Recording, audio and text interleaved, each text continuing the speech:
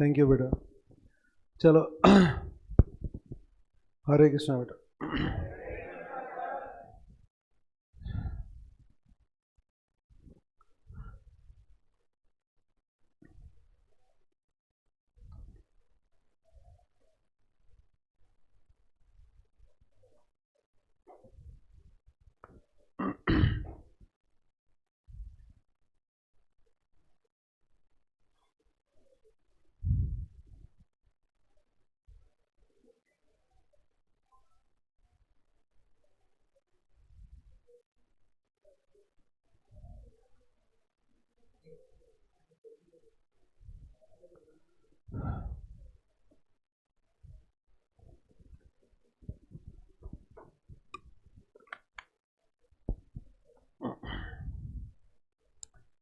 चलो बच्चों कल लास्ट क्लास में हम लोग क्या कर रहे थे? एक क्वेश्चन कर रहे थे, कंसिडरेशन क्या कर रहे थे?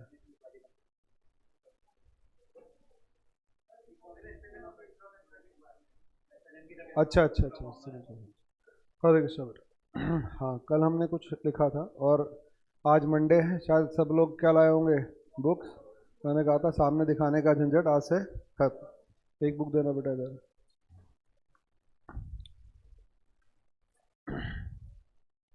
हरे कृष्णा बेटा।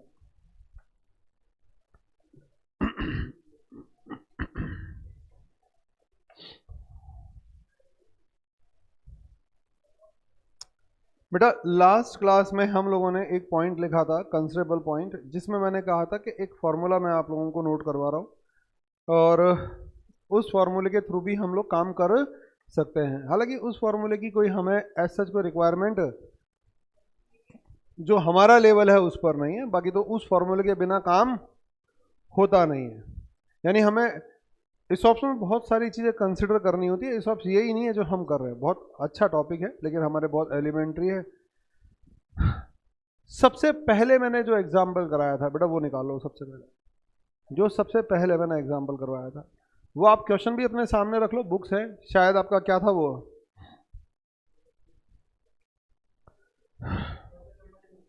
Question number 2।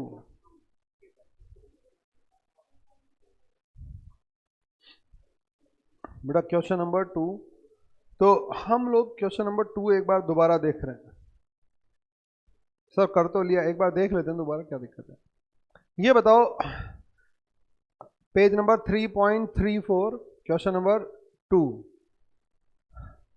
S limited grants 1000 option to its employee on 1st April 2010 at rupees 60. The vesting period is 2.5 years. The maximum exercise period is 1 year. The market price of that date is rupees 90. Fair value per option rupees 30. All the options were exercised on 31st July 2013. Journalize if the face value 10. अगर 10 रुपये 10 है तो ये आपको पहले मैं already करा चुका। तो बताओ फर्स्ट ईयर में आपने कितना चार्ज किया था? 12,000। भाई साहब सब लिख चुके हैं तो कैलकुलेशन की कोई ज़रूरत है नहीं। 12,000, दूसरे साल में 12,000, तीसरे साल में 6,000, ऐसे करके आपने 30,000 का एक्सपेंस रिकॉग्नाइज किया था एज पर SLM। SLM के बिहाफ पर आपने 30,000 रुपये का एक्सपेंडिचर रिकॉग्नाइज किया था। अच्छा, कल मैं जाते जाते एक कंसिडरेबल पॉइंट लिखवा गया था, बताओ क्या था? निकालना एक बार दोबारा सामने। मैंने कहा था अगर आपको खर्चा बुक करना पड़े तो कोई ज़रूरी नहीं है कि आप SLM को ही यूज़ करें, आपके पास एक सेकंड अप्रोच और थी। मैंने कहा था फॉर्मूला लगा के भी काम चला सकते हैं। चलो देखते हैं हम लोग। फर्स्ट ईयर में मान लो यही क्वेश्चन है, फर्स्ट ईयर में हमने क्या किया? 12,000 का खर्चा बुक किया। अरे इस टॉपिक में करना क्या है? एक्सपेंस रिकॉग्निशन ही तो करना है। एंट्री तो फिक्स है ही बेटा, एंट्री में तो कोई इशू है नहीं। आपको समझ में आ गया? कुछ एंट्रियां ये चलेंगी और लास्ट में जाके कुछ लैप्स हो गए तो जनरल रिजर्व में ट्रांसफर करना है, अदरवाइज एक बैंक अकाउंट डेबिट, वो आपको पता ही है सारा क्या क्या होना है। मैं ये बोल रहा हूँ मुझे वेरी फर्स्ट ईयर में क्या बुक करना है? खर्चा बुक करना है। अब खर्चा कैसे बुक करना होगा, वो एक्सपेंस कैसे रिकॉग्नाइज होगा, उसके लिए मुझे या तो एसएलएम से कोई कैलकुलेशन कर लेनी है या फिर कोई फॉर्मूला वार्मूला लगाकर कैलकुलेशन कर लेनी है, तो मैं ऑलरेडी कर चुका एसएलएम से। मैं आपको उसी को फॉर्मूले से दिखा रहा हूं। एक्सपेंस, ये बताओ अप टू डेट, आज तक का खर्चा बुक कर रहा हूं मैं, और मैं कब कर रहा हूं ये खर्चा? And of first year. जल्दी से बोलो कितना है, क्या था फॉर्मूला, मैं तो भूल गया, परसों याद करके आया था मैं, आज याद नहीं है। नंबर ऑफ ऑप्शंस कितने थे? 1000 ऑप्शंस। बोलो, या मैं फॉर्मूला लिख देता हूं, number of options into,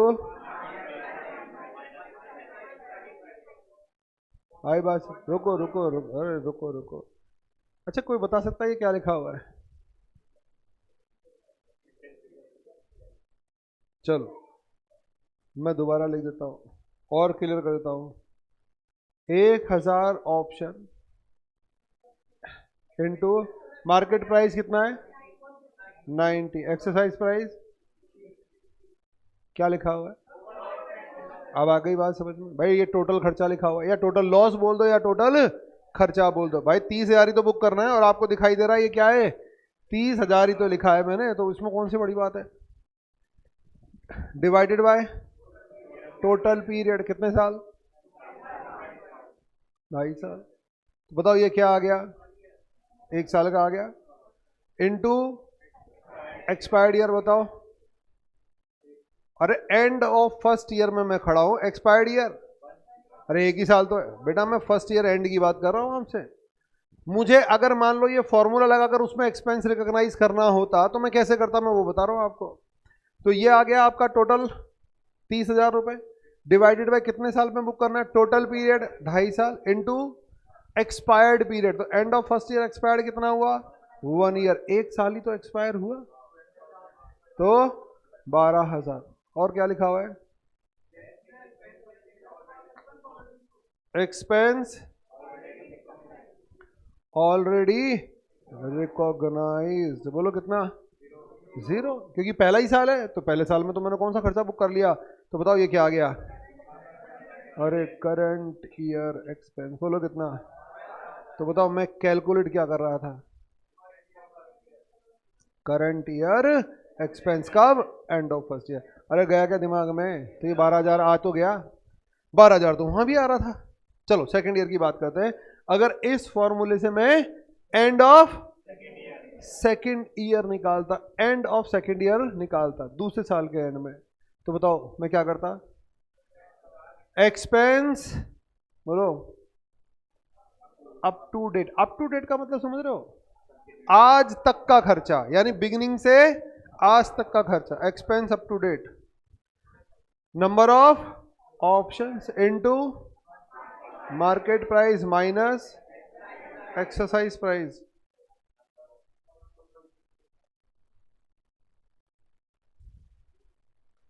divided by total period into expired period, 2 साल। बताओ क्या है ये 24,000? आज तक का खर्चा, एक्सपेंस अप टू डेट, आज तक का खर्चा, लेस एक्सपेंस ऑलरेडी रिकॉग्नाइज। 12,000 तो मैं already recognise. It means what? Current year expense. ये बताओ क्या था ये? Current year expense at the end of second year, 12,000 फिर आ गया। नेक्स्ट, अगर मैं थर्ड ईयर की बात करूं, एंड ऑफ थर्ड ईयर, तो 1000 मल्टीप्लाई बाय 30 डिवाइडेड बाय बेटा 2.5। 3 तो कहाँ से? 2.5 में से 2.5 तो एक्सपायर करोगे, ठीक है। वो ठीक है, आपने खर्चा एंड में बुक किया, वो आपका। मैंने कहा था दोनों में से कोई सी भी डेट लगा तो मुझे कोई फर्क पड़ नहीं रहा, ठीक है, लॉजिकली वो है 30,000 अप टू डेट। ध्यान रखना ये कौन सा है? Up to date, less expense already recognise. कितना है? क्या आ गया ये? अरे आया क्या समझ में? तो बताओ, अगर मैं इसको इस तरीके से कैलकुलेट करवाता तो क्या मतलब था? जो चीज सीधी सीधी आ रही है, जब एसएलएम बेसिस पर आ रही है तो क्यों झंझट करो यार इस फॉर्मूले को। आ रहा है जब समझ में? तो हम लोग इसके बिहाफ पर भी काम कर सकते हैं और एसएलएम के बिहाफ पर भी काम कर सकते हैं। एसएलएम ज़्यादा सूटेबल है क्योंकि हमारे बहुत ज़्यादा टिपिकल प्रॉब्लम्स हैं नहीं। वैसे तो मैंने प्रैक्टिकली कहा कि वो एसएलएम लगता नहीं है, ठीक है ना? क्यों नहीं लगता? अरे भाई साहब बीच में छोड़ छोड़ के भी तो भागते रहते हैं। आपने एसएलएम इस क्वेश्चन में क्यों लगा दिया? सारे थे बीच में, पता है हमने एक क्वेश्चन में लगाया था तो बीच में छोड़कर भाग गए थे, तो हमने कुछ एडजस्टमेंट करके फिर एसएलएम चला दिया था।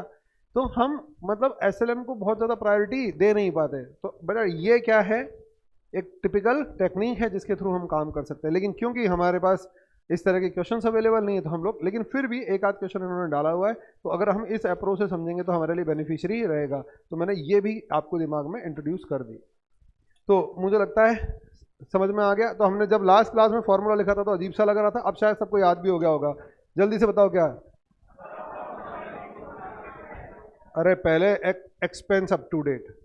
मैं हर साल के एंड में जाके क्या सोचूंगा? एक्सपेंस अप टू डेट, और उसमें number of option into difference of exercise price minus market price divided by total period into expired period less already recognise, है ना? तो करंट ईयर फिगर आ जाएगा आपके सामने। तो समझ में आ गया होगा। तो जब हम फॉर्मूला लिख रहे थे तब टेढ़ा लग रहा था, अब समझ में आ गया। वाई एंटर करो बेटा, सबको मुझे लगता है समझ में आ गया। हाँ बेटा इजी है, सीधी सी गणित है यार। जो चीज़ समझ में आ जाए वो इजी है, जो समझ में नहीं आया तो हार्ड है, काम खत्म। परसों ये फॉर्मूला अजीब सा लग रहा था, बस आज एक्सप्लेन कर दिया तो क्लियर हो गया, कोई दिक्कत नहीं है। चलो एक मुद्दे पर आते हैं, दोबारा हम एक क्वेश्चन सॉल्व करते हैं।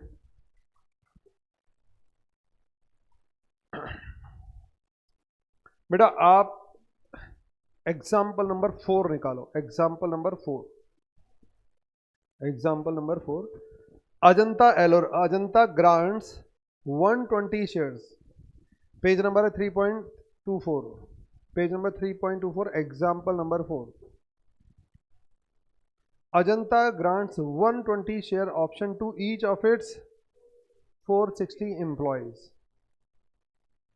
हर एम्प्लॉय को उसने क्या किया? 460 कोई एम्प्लॉयज हैं उसके, जिसको उसने हर एम्प्लॉय को 120 ऑप्शंस दिए। Each grants is conditional on employee working for Ajanta for next 3 years. आपको पता है वो कंडीशनल होती है, पूरा 3 साल तक आपको जॉब करनी पड़ेगी, ठीक है। Ajanta has estimated that the fair value of the each share options 12। बताओ इसने क्या निकाल कर दे दिया? फेयर वैल्यू दे दिया। तो बताओ हम लोग वैल्यूएशन किस पर करेंगे? अरे वैल्यूएशन किस पर करेंगे? बताओ वैल्यूएशन किस पर होता है यार? सारे के सारे नालायक। मतलब कुछ पीछे रिवाइज भी करते हो या मुंह उठाकर सीधा का सीधा बस आ जाते हो ना धोकर? वैल्यूएशन पन्ने पलटो, वैल्यूएशन किस पर होता है?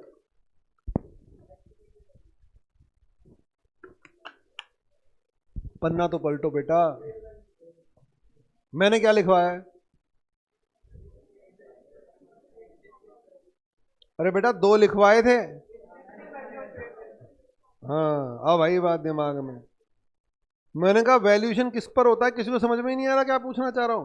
पहले ही दिन बताया था भाई साहब, चीख चीख कर। ये थोड़ी कि आगे बढ़ रहे तो पीछे का।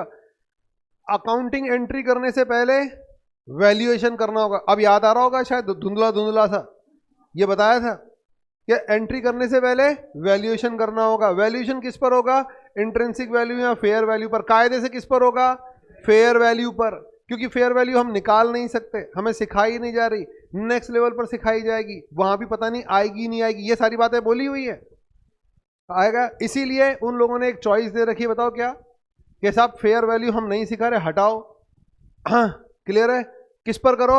इंट्रिंसिक वैल्यू पर। बेटा अगर वो फेयर वैल्यूएशन पर फेयर वैल्यू पर करवाना चाहेगा तो बताओ फेयर वैल्यू खुद निकाल कर देगा, क्योंकि हम नहीं कैलकुलेट कर सकते fair value of share at that point. समझ में आ रहा है कुछ? तो बेटा यहां पर आपको याद हो तो लगभग लगभग हर क्वेश्चन में वो मार्केट प्राइस और एक्सरसाइज प्राइस के साथ साथ दे रहा था।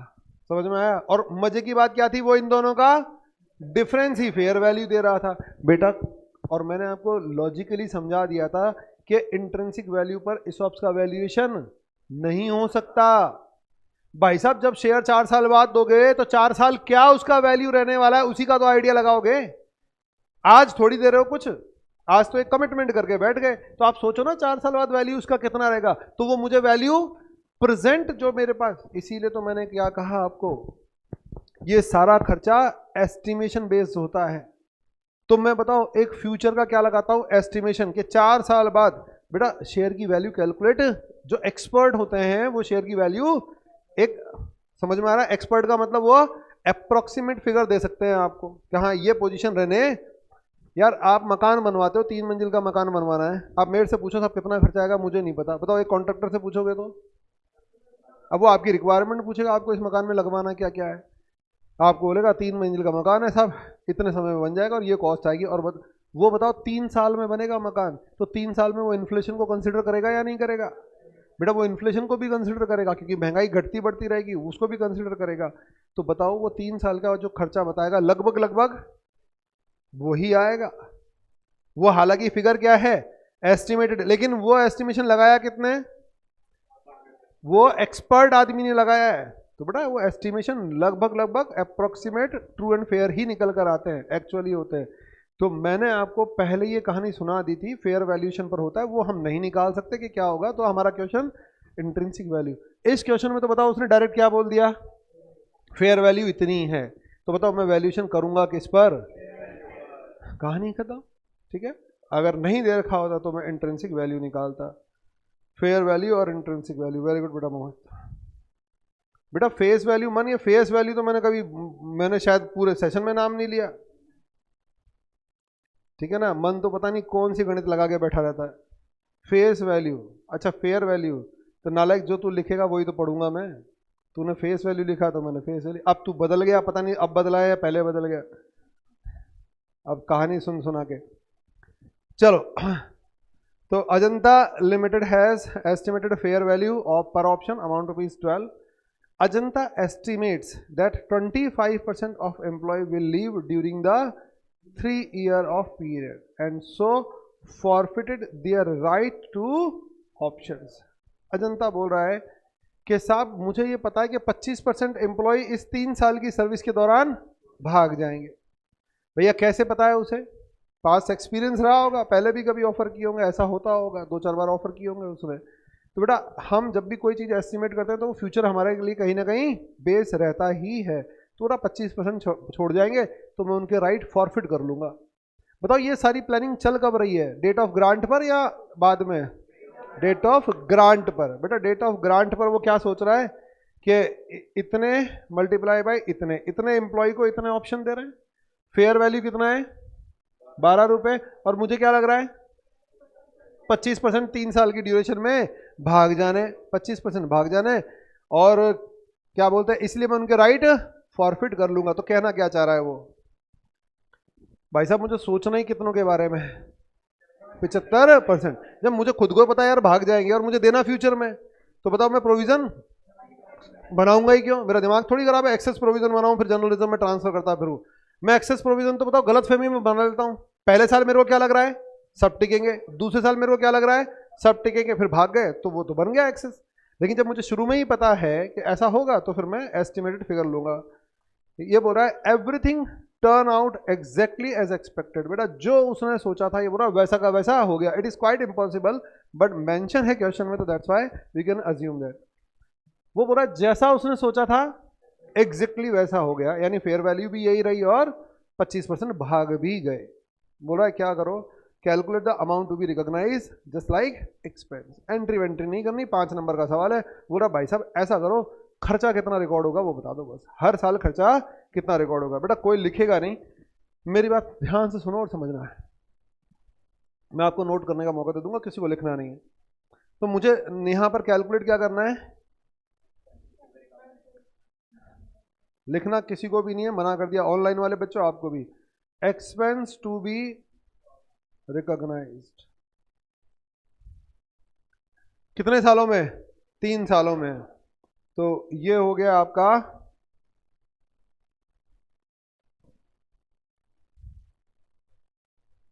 बताओ क्या हो गया ये?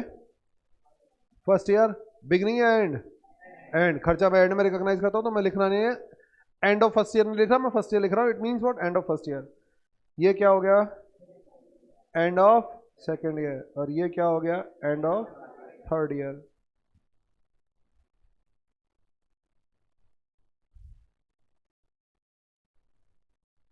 And of third year. बेटा मैंने 3 ड्रॉ तो कर दिए एक साथ, लेकिन जब बताओ मेरी बात ध्यान से सुनना, जब मैं पहले साल के एंड में खड़ा हूं तो अरे दूसरा साल और तीसरा साल दिखाई नहीं दे रहा। अरे पहले साल के एंड में मुझे दूसरे साल की तीसरे साल की जानकारी नहीं है, तो मैंने तो ये स्पेस मैनेजमेंट के लिए तीनों को एक साथ ड्रॉ कर दिया।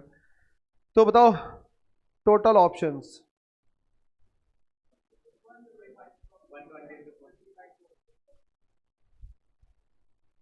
टोटल ऑप्शंस पता है उसने टोटल ऑप्शन अब की बार ब्रेक करके दे रखी है, 120 इंटू 460। बोलो आ गया समझ में?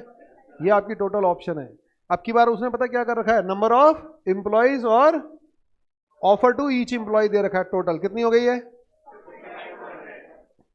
क्या 55 टू 100 के बारे में सोचूं क्या? इंटू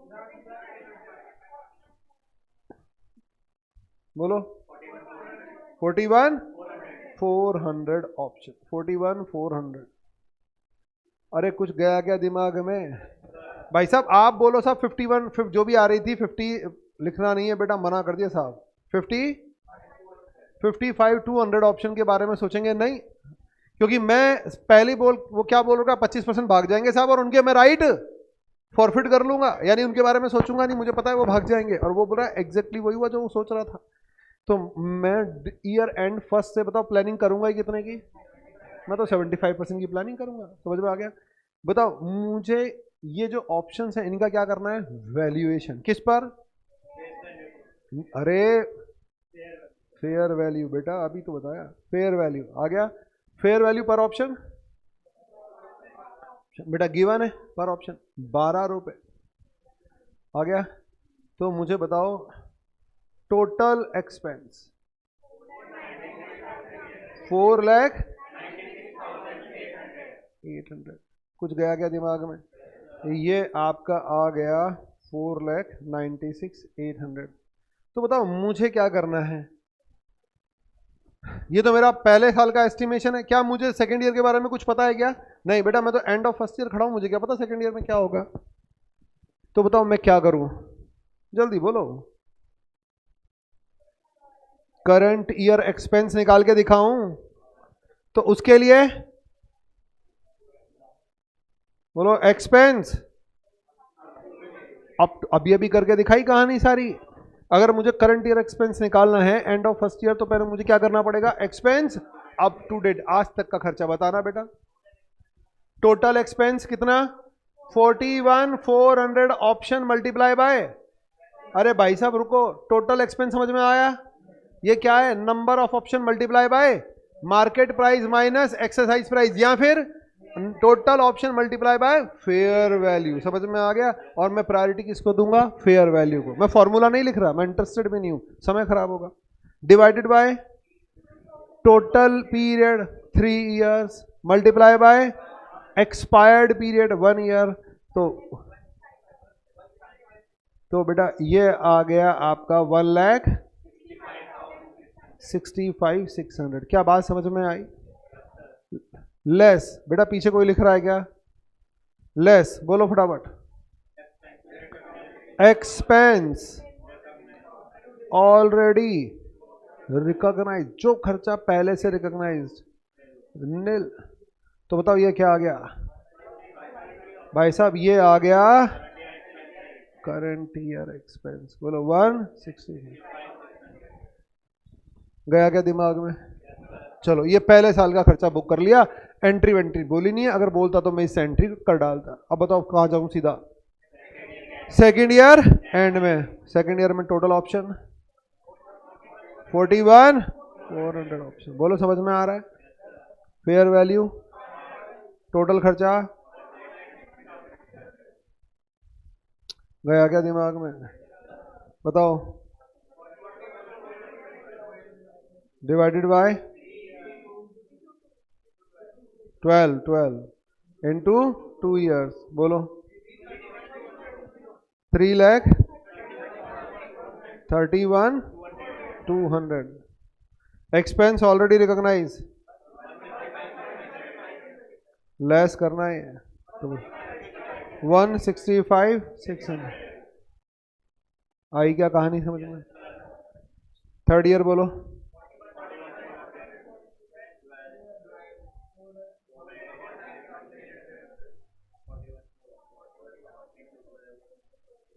डिवाइडेड बाय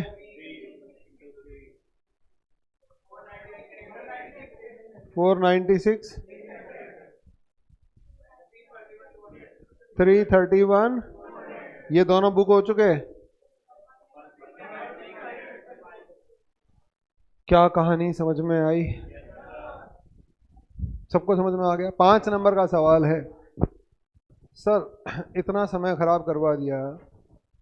अगर आप किससे, टोटल ऑप्शन कितने थे? 41,400, फेयर वैल्यू पर इसका वैल्यूएशन होना है, मल्टीप्लाई बाय 12 कितना हो गया? 496,800। डिवाइडेड बाय 3 करना है। अरे डिवाइडेड बाय 3 करूंगा तो एसएलएम बेसिस पर 165,600, 165,600, 165,600, बता यही तो आना है। तो फिर इतनी रामायण रचने की जरूरत ही क्या पड़ी? अरे यार कमाल की बात है। तो 5, हाँ 5 नंबर भी रीजन है, और कुछ भी तो होगा रीजन। Very good. अरे 5 नंबर मुद्दा नहीं है नालायको। मैं कह रहा रिलेट ही नहीं करना। यार मुझे ताज्जुब होता है कभी कभी आपकी सोच पर, आप इसका मतलब ध्यान से यहाँ तो सुनते ही नहीं हो। 2-4 बच्चे रिलेट करते हैं बस बात को, चलो इतना भी सेटिस्फाई है। ऐसा तो नहीं है सारी क्लास ही ब्लैंक बैठी है, कहीं पता चला मुझे लगा मैं बात ही किससे कर रहा हूँ, मुझे समझ में ही नहीं आ रहा।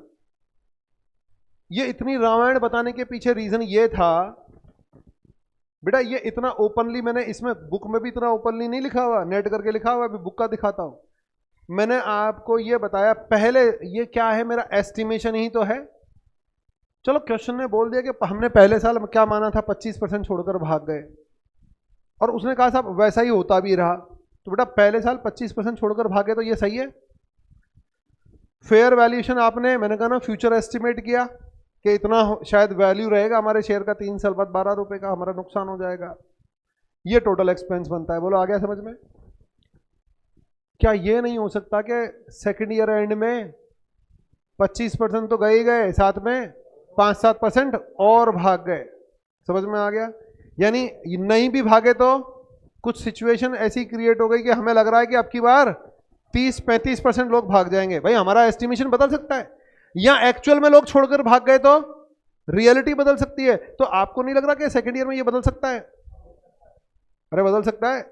आपको नहीं लग रहा सेकेंड ईयर में ये फेयर वैल्यूएशन एस्टिमेटेड वैल्यू ये बदल सकता है अगर सर्कमस्टेंसेस बदल गई? तो मैंने आपको बताया था अगर डेप्रिसिएशन मैं हर साल लगाता हूं तो डेप्रिसिएशन किस पर लगाता हूं? यूजफुल लाइफ में डेप्रिशिएट करता हूं। और यूजफुल लाइफ क्या है? Accounting estimation. और बताओ हर साल में फिर मैं उसको रिव्यू करता हूं या नहीं करता? क्या भाई साहब जो पिछले साल सोचा था वैसे ही साल चल रहा है या कुछ चेंज करना पड़ेगा? अगर मुझे असेट की लाइफ को चेंज करना पड़ेगा तो डेप्रिसिएशन बदल जाएगा। याद है बताया था क्लास में? तो बेटा हो सकता है मुझे क्या बदलना पड़ जाए? ऑप्शंस में चेंज लाने पड़ जाए। हो सकता है मेरे फेयर वैल्यूएशन में चेंज आ जाए, और हो सकता है इस वजह से मेरे टोटल एक्सपेंस में चेंज आ जाए। गया दिमाग में? हो सकता है थर्ड ईयर में फिर इसमें चेंज आ जाए, हो सकता है थर्ड ईयर में फिर, अरे कुछ जा रहा है दिमाग में। तो इसका मतलब बेटा आपको प्रॉब्लम सिंपल दी गई है, बाकी बताओ किस चीज की चांसेस हैं? हर साल चेंज। हम एस्टिमेशन की बात कर रहे हैं, 5 साल 7 साल बाद देने हैं तो हर साल चेंज 3 साल बाद देने, हर साल चेंज आ सकता है। तो क्या आपको लगता है कि एसएलएम बढ़िया है या ये बढ़िया है? अरे इसमें क्या कर रहे हैं हम? एक एक चीज पर कंसंट्रेट कर रहे हैं और उसके बाद टोटल खर्चा निकाल रहे हैं। समझ में आया? तो बेस्ट अप्रोच है ये फिगर मैं बताओ सीधा सीधा किससे भी निकाल के दिखा सकता था, एसएलएम से भी निकाल के दिखा सकता, लेकिन क्वेश्चन ने कहा आपको कि बच्चे के दिमाग में सब इस तरह का भी कुछ डालो। हालांकि देखो उन नालायकों ने कर क्या रखा है, देखना सजेस्टेड आंसर देखना, सब गुड़ गोबर करके पेश कर रखा है आपके सामने।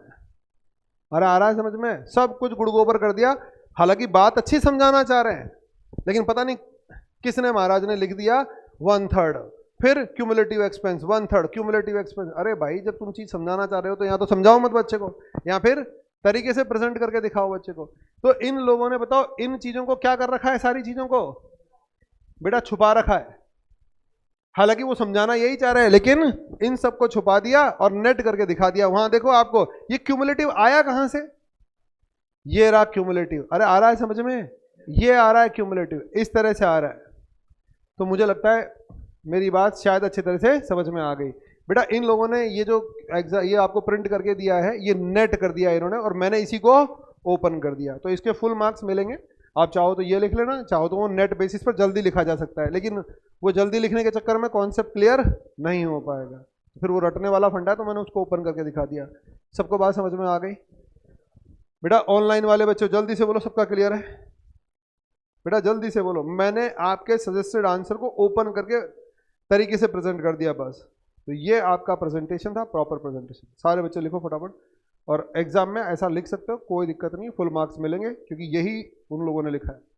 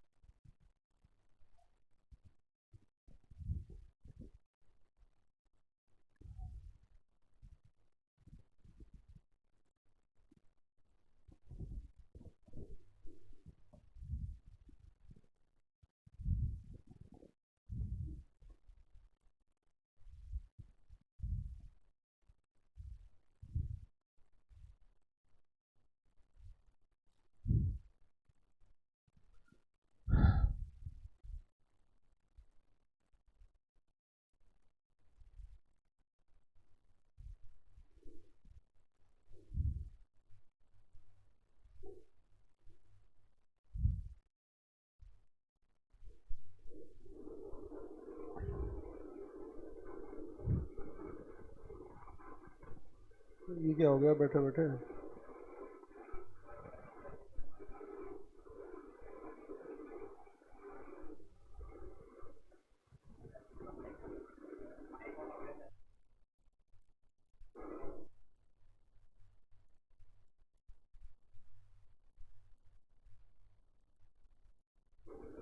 नहीं हो जाता है क्या?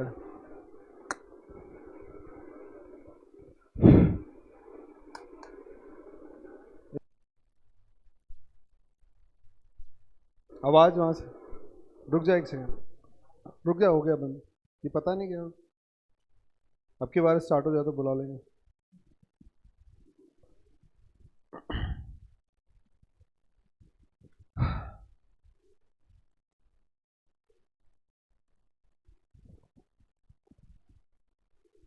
बेटा ऑनलाइन वाले बच्चों अगर कर लो तो डन का मैसेज डालना फटाफट।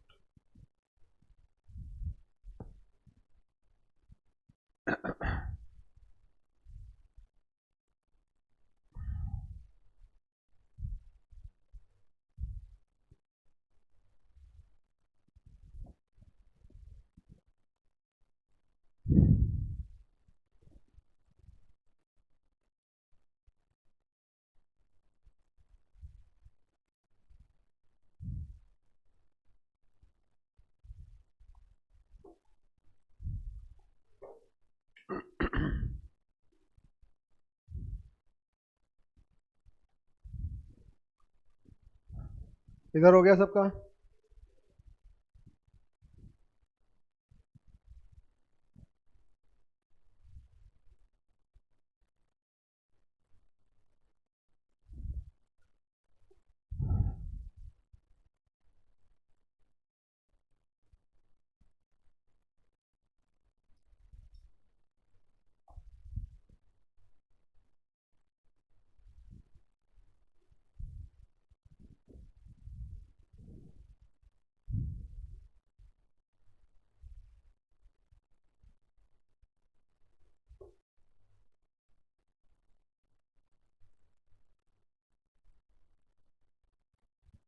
जल्दी करो बेटा फिर।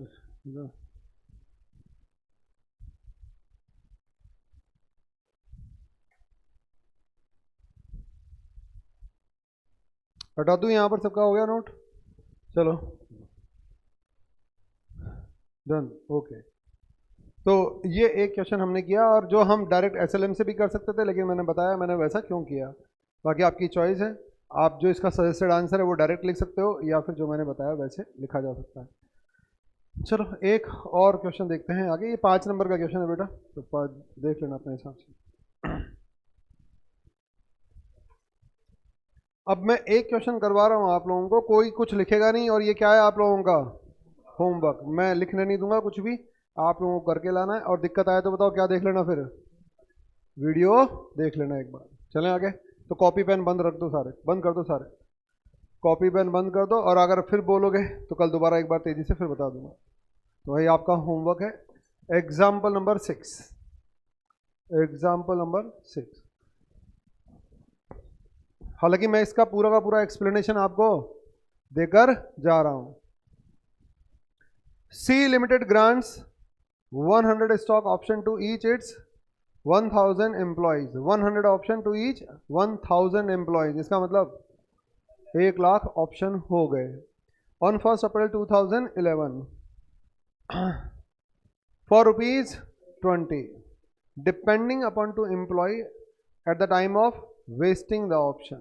20 रुपये क्या है ये exercise price, depending upon the option vesting, यानी ये कब दी जाएंगी,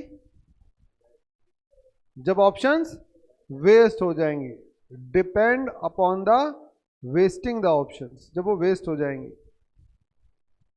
options would be exercisable with in a year when it is vested, जब वो वेस्ट हो जाएंगी उसके बाद 1 साल के अंदर अप्लाई की जा सकती हैं। तो वेस्ट कब होंगी, उसने कहा depending upon options, depending upon options time of wasting. अब यानी अब तक के क्वेश्चन में अगर आप गौर करो तो बताओ क्या बता रहा था, 3 साल में वेस्ट हो जाएंगी, 4 साल में। अब की बार क्या बोल रहा है, डिपेंडिंग, डिपेंड करता है, यानी वो क्लियर कुछ बता ही नहीं रहा कि वो कब वेस्ट होंगी। लेकिन हाँ इतनी सी बात बोल रहा है, जिस दिन वो वेस्ट हो जाएंगी उसके 1 साल के अंदर एक्सरसाइज की जा सकती है। Option would be exercisable with in a year when it is vested. The market price of the option 50 each, 50 रुपए का मार्केट प्राइस है, एक्सरसाइज 20 रुपए, तो बताओ फेयर वैल्यू कितनी हो गई, 30 रुपए, डिफरेंस ही हो जाएगा। The options will be vested at the end of first year. ये बोल रहा है ऑप्शन पहले ही साल वेस्ट मान ली जाएंगी, ऑप्शन विल बी वेस्टेड, पहले ही साल वेस्ट हो जाएंगी। इफ, अगर earning of the C limited is 16%, ये ऑप्शन पहले ही साल वेस्ट हो जाएंगी अगर एम्प्लॉयज ने, आज मैंने मेरे एम्प्लॉय को कहा कि भाई साहब ये पहले ही साल वेस्ट हो जाएंगी अगर आपने 16% कमा के दिखा दिया, यानी ऑर्गेनाइजेशन की अर्निंग 16% हो गई। अब वो अर्निंग कैसे निकाली जाएगी इन परसेंटेज, वो लोग कोई फॉर्मूला बनाया होगा इन्होंने, हमें क्या लेना देना। अब अर्निंग को ये क्या बोल रहे हैं, अर्निंग बिफोर टैक्स है, अर्निंग आफ्टर टैक्स है, समझ में आ गया। अर्निंग से हमें मतलब नहीं है क्योंकि अर्निंग डिफाइन नहीं की हुई। ये बोला अर्निंग 16% हो गई तो ये वेस्ट मान ली जाएंगी अगर बेटा पहले साल के एंड में, मैं डेट ऑफ ग्रांट पर बात कर रहा हूँ आपसे, पहले साल के एंड में अगर अर्निंग 16% हो गई तो जो भी खर्चा होगा वो,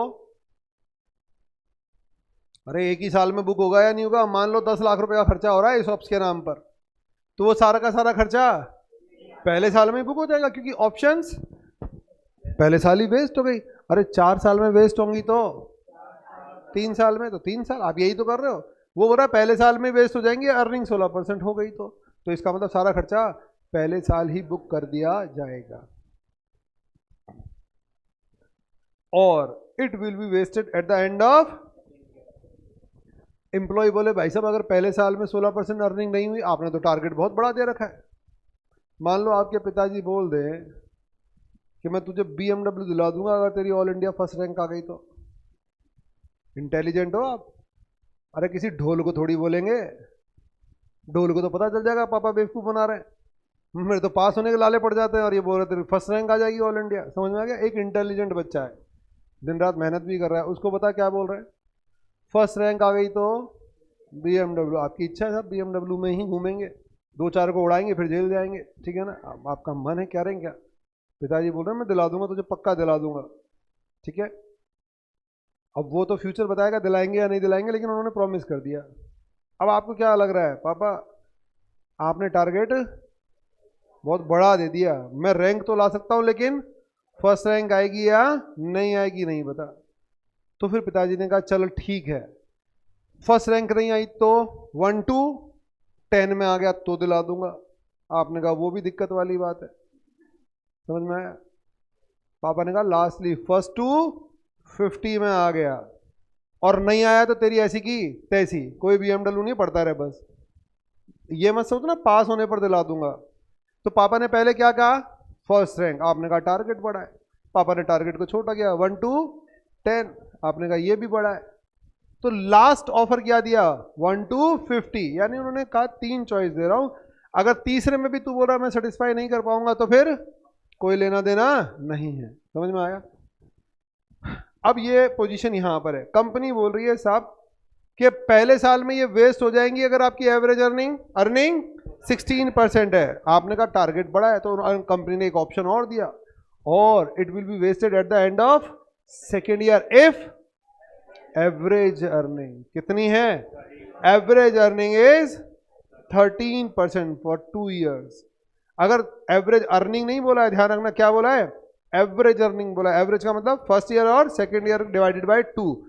अगर मान लो आपको पहला टारगेट बड़ा लगता है तो हम ये बोल रहे हैं कि पहले और दूसरे साल की मिलाकर ऑन एन एवरेज अगर 13% हो गई तो बताओ हम क्या मान लेंगे, ऑप्शन वेस्ट हो गई, ठीक है ना? आपने अपना काम कर दिया, तो अब हमें हमारा काम करना है। तो इसका मतलब अगर पहले साल में आपने कंडीशन वेस्ट कर दी तो खर्चा पहले साल में ही बुक हो जाएगा। मान लो पहले साल में वेस्ट नहीं की तो खर्चा भाई 2 साल में बुक हो सकता है, क्योंकि फिर आप अपनी शर्तें कितने साल में पूरी करोगे, 2 साल में। अरे 3 साल कहाँ से आ गए बेटा, मैं तो अभी तो गया ही नहीं आगे, मैंने यहाँ से आगे तो क्वेश्चन ही नहीं पढ़ा अभी तक, मैं तो 2 ही साल की बात कर रहा हूँ। पहले साल टारगेट मीट नहीं किया तो दूसरे साल एवरेज कर देंगे, तो बताओ फिर आपको एक्सटेंशन मिलेगा तो किसको भी एक्सटेंशन मिलेगा, अरे कंपनी को भी तो मिलेगा, तो फिर मुझे भी तो खर्चा चार्ज करने के लिए 2 साल मिल जाएंगे। जब आपको परफॉर्म करने के लिए 2 साल मिल रहे हैं तो मुझे चार्ज करने के लिए भी 2 साल मिल जाएंगे। आपने कहा साहब 13% में भी गड़बड़ लग रही है, शायद पता नहीं हो पाए या नहीं हो पाए, आपका टारगेट ये भी बड़ा है। तो फिर कंपनी क्या बोल रही है, और लास्टली यानी अब इससे आगे नहीं जाएंगे, और lastly it will be vested at the end of third year if 3 years average earning will be 10%। Lastly अब ऑप्शन नहीं देंगे, वो बोल रहा है, समझ में आ रहा है कुछ? बताओ, एक कंपनी ने अपने एम्प्लॉइज को 1 लाख ऑप्शन दिए 1 अप्रैल 2010 को, और उस दिन क्या कहा, depending upon wasting the options. 1 साल एक्सरसाइज पीरियड है। अब वो वेस्ट कैसे होंगी, उन्होंने कहा अगर पहले साल ही वेस्ट हो जाएंगी अगर 16% कमा लिया तो, और it will be vested at the end of second year अगर आपने ऑन एन एवरेज 13% कमा लिया तो, और लास्टली एक मौका और देंगे हम, और lastly it will be vested at the end of third year अगर एवरेज अर्निंग 10% हो जाए तो। बोलो आ गया समझ में? तो हम आपको 3 साल की चॉइस देते हैं।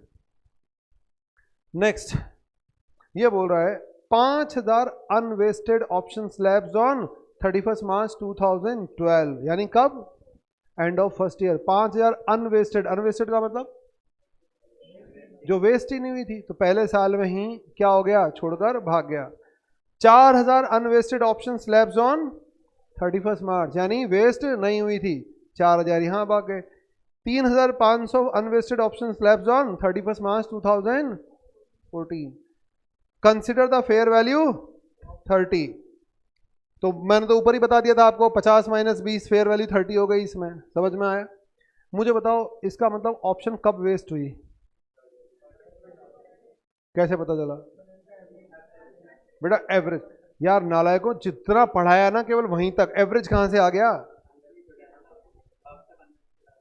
हाँ बेटा, मुझे अभी अर्निंग के बारे में नहीं पता, पता है मेरे को यही पता चल गया, हालांकि अर्निंग के बिहाफ पर डिसाइड करूंगा, लेकिन मुझे यही पता चल गया। वो पहले साल क्या बोल रहा है?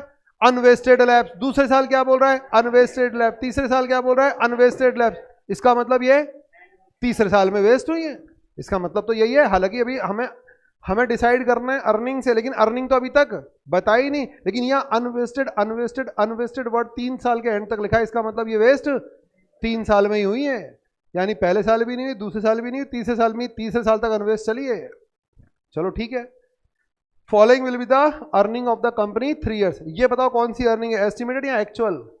एक्चुअल है, ये तो हर साल के एंड का डेटा दे दिया। पहले साल के एंड में कितना कमाया, इसका मतलब वेस्ट नहीं हुई, 16% का टारगेट दिया था।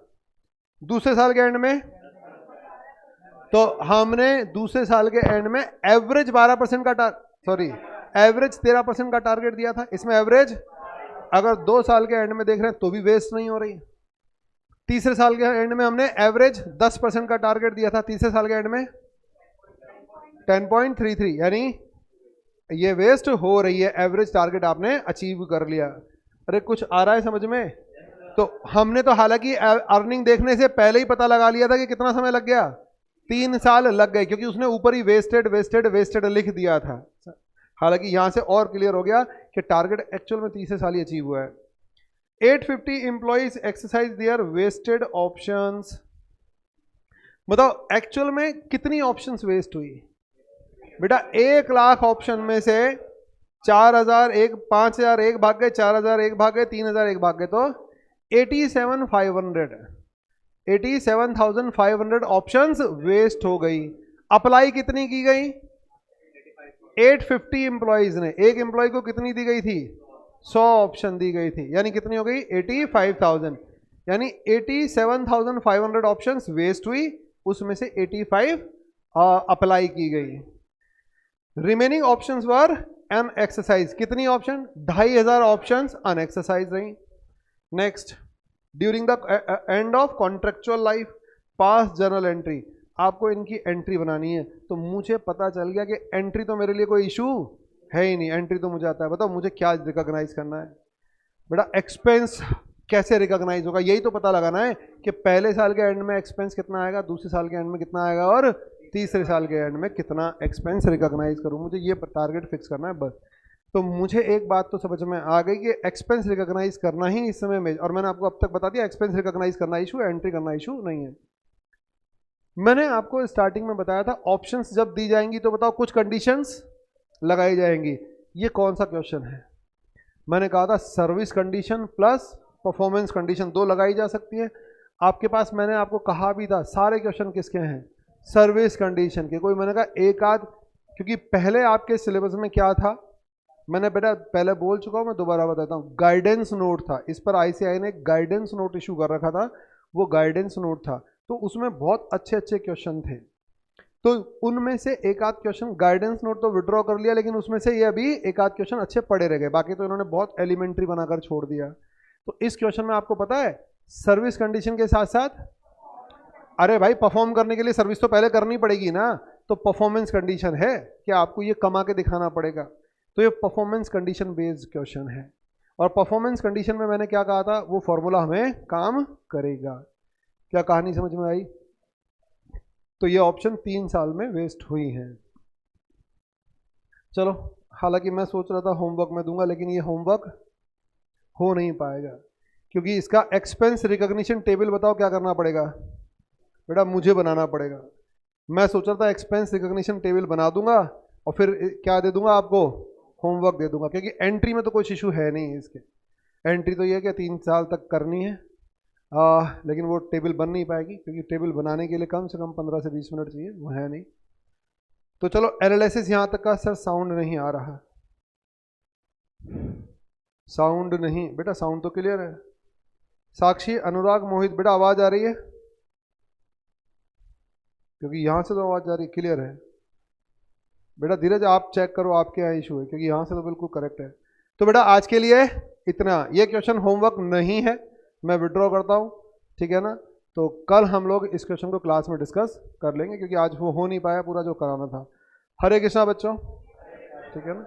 तो बेटा हम कल देखते हैं, कोई होमवर्क नहीं है, आप लोग अपनी चीज़ों को रिवाइज करते रहो, बस कल इस क्वेश्चन को करें। हरे कृष्णा बेटा।